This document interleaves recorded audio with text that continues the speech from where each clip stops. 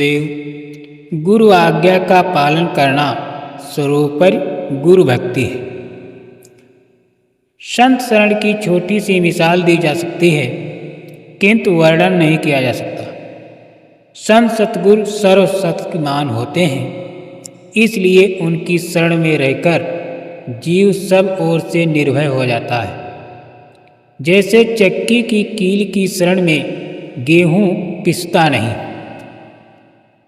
जो संतों को समझते हैं वे ही ईश्वर को समझते हैं। वे सब कुछ जान जाते हैं। इतना ही कहा जा सकता है कि संतों की शरण साक्षात है। आज्ञा का पालन करना आसान नहीं।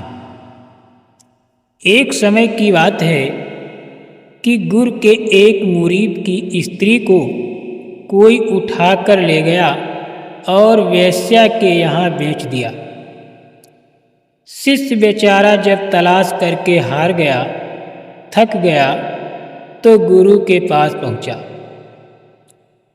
गुरु ने बिना कुछ सुने ही फौरन आदेश दिया कि अभी इसी समय तुम अमुक वेश्या के घर जाकर मेरे लिए एक पान बनवा लाओ। मुरीद वहाँ से चल दिया तो मगर रास्ते में ये सोचने लगा कि वेश्या के घर का पान और मुर्शिद, मैं वहाँ कैसे जाऊं, मुझे पाप लगेगा। गुरु जी ने तो मेरी बात तक नहीं सुनी, अब मैं क्या करूं। दिमाग काम नहीं करता है।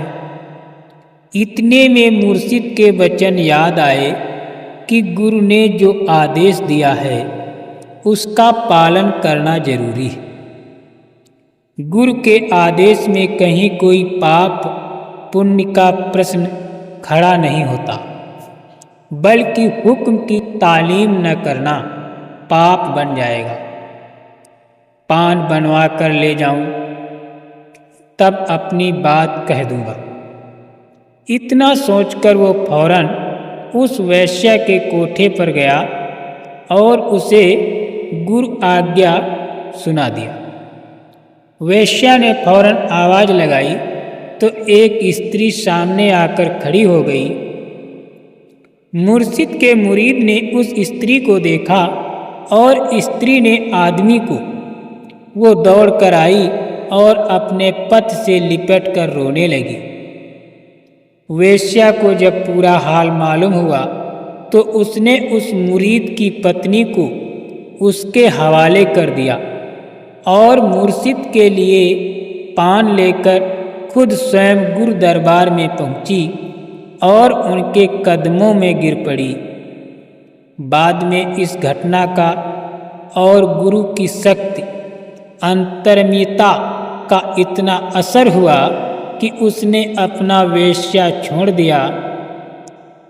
अपना वेश्या वाला पेशा छोड़ दिया और वो भी मुर्शिद की मुरीद यानी गुरु की शिष्या बन गई।